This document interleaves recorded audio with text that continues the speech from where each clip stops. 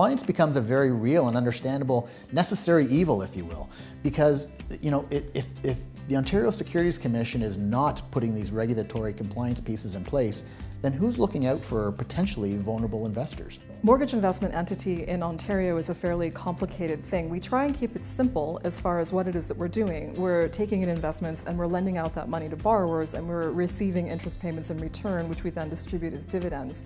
It seems simple, but it's actually a very highly regulated and highly structured space that we're working in. So Advanced Mortgage Investment Corporation is the lending entity. That's the MIC, and that's the company that people buy shares in.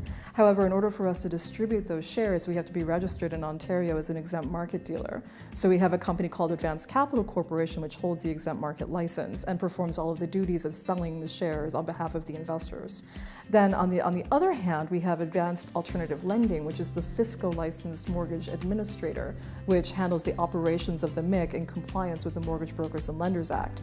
So we have these, umbrella regulations that cover off the advanced group of companies, and we have the three entities working together to make the investment happen in a compliant space.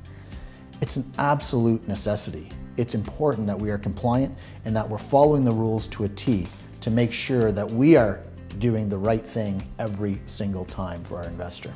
But the big reward for me as far as how I feel about our business and my job is at the end of the year when we've successfully posted our top-up dividend to our investors and we've delivered a rate of return that's on line with what we were projecting, and that we've done so without any material loss of principal. And at this point, so far, since inception, we've lost no principal, we've had no material defaults. So we're very excited about the quality of our output. And we can only do that because we're taking a rigorous stance as far as our compliance and our rules and regulations go and our application of them.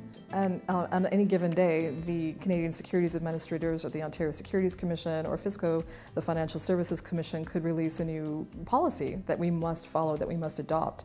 And the same is true for accounting standards. So our mortgage investment entity, AMIC, and Advanced Capital Corporation are both audited by a set of guidelines called IFRS.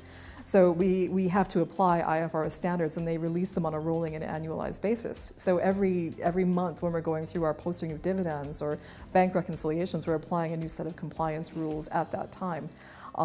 If there's an interpretation of a securities rule that's distributed, we need to start to follow that. So compliance is a real-time, daily job. It's a full-time job.